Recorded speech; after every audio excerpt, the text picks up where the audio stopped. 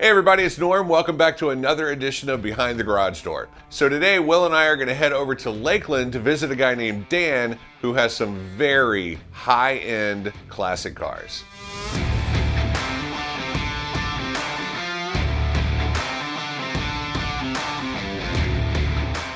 So we're going to head out to Lakeland. Wonder which Corvette we should take.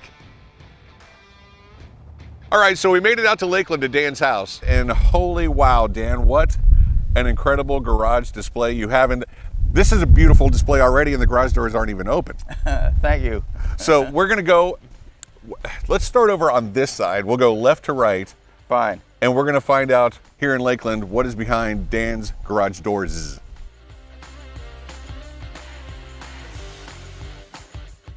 So we made it into Garage Bay 1 here at Dan's house, and I see a beautiful example of a C4 convertible. Dan, tell us a little bit about this car. Well, it's Admiral Blue, okay, and it's more or less the car I use to run around in most of the time. I bought it a year and a half ago. It's only got 29,000 miles on it. Right now it has 31.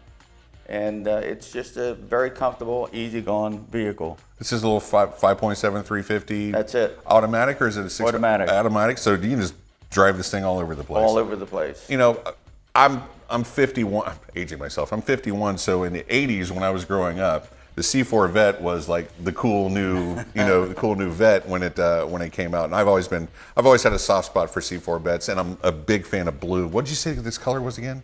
Admiral Blue. Admiral Blue. Like a gray interior, Yeah, beautiful beige interior, combination. yes. A beautiful combination. Fantastic. And it's got a white top. So 3 different colors. Admiral Blue, white top, beige interior. This is a cool car. It is. It just drives. It catches your attention right away. So if you're going to, just pick up something at the grocery store or whatever, this is the one you typically hop in? Yep. Nice. Top always down. Always. If it's raining, it doesn't go out. There you go. So we moved down from the C4 Vet into a beautiful black Viper. Dan, tell me about this Viper. Well, the black Viper actually belongs to my son. Okay, he got married 3 years ago. He's got 3 little girls, 2.5, 1.5, and 6 months. 2-car garage and no room for the car. And only room for he and his wife, or maybe one of the kids at a time. At a time, right. Vipers are not very family friendly. No, they are not. So what year is this? And this is a 99. A 99 Viper, and this is the 450 horses. V10. V10. And is this I'm not hugely familiar with the Vipers. It looks like one of the original iterations of. Is this like a first generation, second generation Viper? I would say it's pretty close to the first generation. Okay. I think they just started in 96 or 95, if I'm correct. And this is a 99. 99. How much horsepower? 450. 450 horsepower, that big V10. Right. And I always said the exhaust note on a Viper is like very odd. You can always tell a Viper. You know it's coming. Yeah, making a lot of noise. How many miles are on this? This has only got about 22,000. So as we move down from the Viper, I see here in front of us now a gorgeous 69 Corvette, and I see 427 on the hood. Dan, tell us about this. That's right. It's an L68, 427, 400 horses with trips. So it's a tri-power. Tri-power. Yes. Yes, it is. 3 deuces. 3 deuces. And the thing that I find really, really cool about this is the side pipes. Side pipes. They're factory side pipes that came with it. Power steering, power brakes, power windows. The M20 transmission. 4-speed. 4-speed. And then the side pipes. So it's just a nice running car. It's got a 308 rear. Oh, so you can so it's good for highway driving. Yeah, and T-tops too. And T-top. 69 Vet T-tops, 427 tri-power side pops, 4-speed. And how often do you get this one out? Well, they all get out about once every 4 or 5 weeks. Okay. I'll just drive them up and down the road a little bit, unless it's going to a car show. Then I will drive them to a local car show. We're going to get into the other section of the garage here in a second, but does this one make it out to more of the car shows or less of the car shows, or do you just change them up every time you go to a car show? I change them up every time. As we move along with this episode, you're going to see why he gets to change them up every once in a while, because beautiful C4, really nice Viper, beautiful 69 Corvette, big block 427 tri-power car. This is fantastic. How long have you owned this car? I've had this probably 2.5 years now. Where'd you get it? Actually, it came from Bristol, Pennsylvania. As I look back in the back window of this vet, Dan. I see an NCRS sticker. Has it been certified? It was with the owner before me. Back in '98, they had taken the car totally apart and was put back together by an NCR judge. Oh. So it's pretty accurate. If the NCRS judge is putting it back together, I would imagine that every nut, bolt, screw, brake line, everything is exactly the way it should be. And since the restoration, how many miles have they put on it, or do you know, or does it matter? It doesn't matter, but I think, from what I can tell, it's only been about 3,000 or 4,000 miles. So they really didn't use it a whole lot. Yeah. It was just trailered to shows.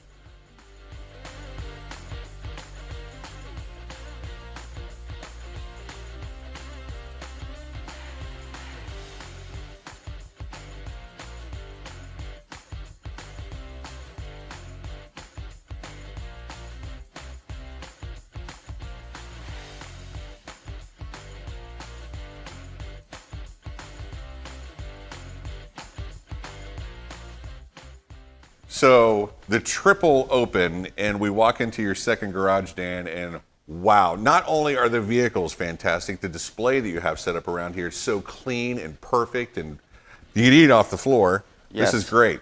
Let's start up on top here. I see a Prowler. Let's talk about it a little bit. That's a 2001 Plymouth Prowler. I bought that in 2006. It had 14,000 miles on it. It has about 16.5 now. Okay. And it's pretty much totally original. Even the tires are original. Wow. Nothing's been replaced on it so far. So do you get this one out every 3-4 weeks as well? Pretty much. That one's more like every 5 or 6 weeks I get that one out, because, you know, move the other car out, drop this down, pull it out. Yeah. But I got a battery disconnect on it, so every time I'm done with it, I disconnect the battery. Disconnect battery and fires right back up? It just fires right up, and it's ready to go. Cool. Now, speaking of having to move the car that's underneath, wow. This is a GTO Judge 69? 69. 69 Carousel Red. Carousel Red, correct. Not Hugger Orange. No. Carousel Red 69 GTO Ram Air car. Got the hood tack. Tell me all about this beautiful example. Well, it reminds me of the car. When I graduated high school, I had a 69 GTO, and I sold it, and I've always wanted another one, so I found this a way back. It's the 366 horse Ram Air 3, the close ratio 4-speed on it. And it's been, like I said, I've had it to 3 shows now, and at 3 different shows, it comes in best in show. So it's impeccable condition. I have no doubt. Even the sidewalls on the tires are perfect. I don't know that I've ever seen more perfect tires in my life. And this is a car also, just like the Prowler. You can start it up and boom, it's ready to go. Yeah. You know, it's got the rear end in it it's for highway driving. Okay. So it's a very comfortable family car also. Yeah, I mean, you could actually put 4 people in there. Yeah. My son says he's going to put his girls in the back seat when we take it out next time. Are you good with that? I'm good with that. Okay. They're in good shape. Okay, good. Some guys are like, okay, it's me, maybe one other person. That's it. And put kids in it. Wash your hands before you get in my car. But 4-speed car, all original, right? Except all for the tires original. and wheels. Except for the tires and wheels, yes. This is a prime example of what a proper 69 GTO Judge should look like, especially in Carousel Red. My personal favorite is the Carousel Red. The one you had in high school. What was it like? It was just a red GTO. Was not the Judge. Okay. But it was the 400 350 horsepower. Very nice. 4-speed, close ratio 4-speed. So this is just a step up from what I had there. I would say this is a few steps up. Yeah.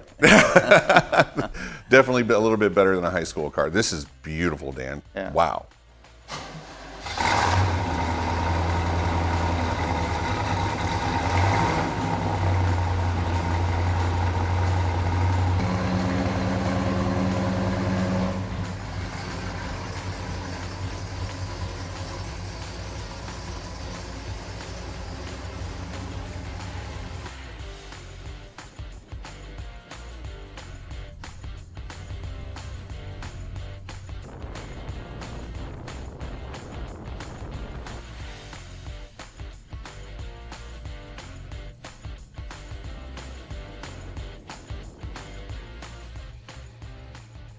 So we move over into the center of your garage, and I would call this the centerpiece. I would be tough for me to find a centerpiece out of your collection to put. So it's a Cuda. What year is it? This is a 71. 71 Hemi Cuda was it the Sassy Grass or the Sublime? This is Sassy Grass. Sassy Grass green, convertible, 4-speed, pistol grip.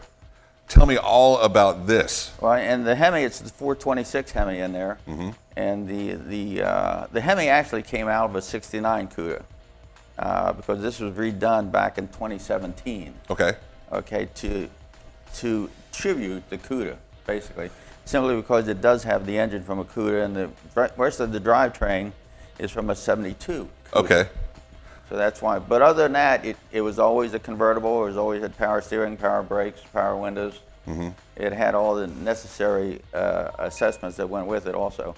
They just changed the drivetrain. So you're not, because it's not a numbers matching car, you're not afraid to get it out and drive it and enjoy it. Yeah. No. And I get it out just as much as all the other ones, every 4, 5, 6 weeks. Yeah.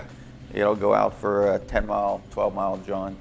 And then I'll take it to a close car shows. Any car shows within 20 miles, I'll drive it to. If it's further than 20, I don't go. I think Stingray is 22 miles. Yeah, no, that's close enough. So, Sassy Grass Green, is that what you said this Correct. was? Sassy Grass Green 71 Hemi Cuda. Now, I'm not going to ask you what you paid for it, but what is a numbers matching real 71 Hemi Cuda convertible 4-speed priced at now, if you can even find one? The only one I can go by is just this past summer, Mecum had a 71 Cuda convertible on the auction block. Mm-hmm. The bid went up to $4.8 million, and the seller did not sell. There wasn't a whole lot of them, and they're so desirable at this point, and still so desirable. From what I understand, the convertible 426 Hemi Cuda 4-speed, all right, in the United States back in 71, they only made 2. And Whoa. they had one they shipped over to Europe. Uh-huh. And that's the one that came back, and it was up for the auction this past summer. Wow. So they didn't make a lot of them. So I wonder if the owner actually ended up, as the bid goes on with Mecum, I wonder if they found somebody to actually buy it, or he held on to it. I don't know. Almost $5 million, you said? Just about 4.8 it went to, and then it wouldn't sell. And he wouldn't sell it $4.8 million. Well, you know what? He wouldn't be able to get out and enjoy that car as much as you get out and enjoy this car. At least I can enjoy it. That's, this has to be such a fun car to drive. It is. Gigantic elephant motor with a 4-speed. Why wouldn't you want to? Right. And it turns heads too. Just like the GTO. I mean, the color on both these cars is two of the most eye-catching colors that ever came out back in those days. They came out with, yeah. Holy wow, love this car. As we roll on through your garage here, Dan, we're now at a 67 427 convertible Corvette. Correct. Oh, this is another very desirable car, and I see an NCRS sticker, so I'm assuming this one's numbers matching. It was an NCR sticker from the previous owner. It is original except for the engine. Okay. It is the same time period engine. So it's date correct? Date correct. Okay. Yes. Very cool. So is it also a tri-power car? Yes, it is. 427, is it the 435 horse? No, the 400 horse. 400 horse, Yeah. tri-power 427, but it's got the side pipes. I haven't glanced in. Is it also a 4-speed? Yes, it is a close ratio 4-speed. So you are really into the close ratio 4-speeds no matter what. Yeah, no matter what. If I'm going to have a sports car, I want it to be stick. Yeah, 100% agree. So how did you acquire this car, and give us all the details about it? Well, this one I actually picked up 4 years ago, and I seen this on the internet. Okay. And it was up in Illinois. So I flew up there, looked at it, and it was everything that the guy had said it was. So I just simply, no questions asked, here's your money, ship it down. Okay, we go upstairs from the 67 427 tri-power car to a beautiful example of a 58 Fuelie Corvette. What can you tell me about that? Well, it's got the 283 Fuelie system in it. It is 4-speed. It is black interior, and it's got the black top. Huh? It's got the outside paint is the Regal turquoise. Regal turquoise. Right. I don't know that I've ever seen that color From before. what I understand, they only made 500 of the turquoise that year. Okay. So it's hard to come by. But it's been totally taken apart and put back together piece by piece. The story I got from the owner at the time was that he had bought it off of another lady that her husband had passed away, and he was in the process of redoing the car. So he'd picked it up and finished it off and took it down to Mecum, and that's where I found it. So you bought it at Mecum? I went down, yes, I went down there with my granddaughter, my son and his wife, and that's her in the picture while we're there buying this. I like the little shirt too. Here to buy a Corvette with Grandpa. Yeah. Now, as I'm looking at the picture of the car in the sunlight, it looks more turquoise or green here in the garage, but it looks very blue in the sun. Yeah, you get it outside, it lightens up. In the shade, it definitely looks green. Dan, thank you so much for opening up your garage and opening up your home. Thank you. Hosting us here for another edition of Behind the Garage Door. Amazing collection you have. And I hope you keep going. I mean, you've ran out of room. I mean, are you going to get rid of one and start replacing? I do have room to extend, put another garage on that side. So you're just going to add. I think that's a good idea. We're going to head back to the dealership. Thank you again so much, Dan. Thank you. Everybody. All right, we're back. Thank you so much, Dan, for opening up that amazing garage and letting us see exactly what was behind those garage doors. Very extensive collection from the Viper to the C4 Vet, couple of C2 Vets. How can you go wrong with the Hemi Cuda? And of course, that GTO Judge, carousel red, and riding in that thing. I have to tell you, even the seats were so incredibly comfortable in that car. Dan, thank you so much for opening up your garage door. Send us a comment below. Which car of Dan's was your favorite? And also, make sure you subscribe to our YouTube channel, and we'll see you back here next Thursday for another edition of Behind the Garage Door. Stingray Chevrolet, relax, enjoy the difference.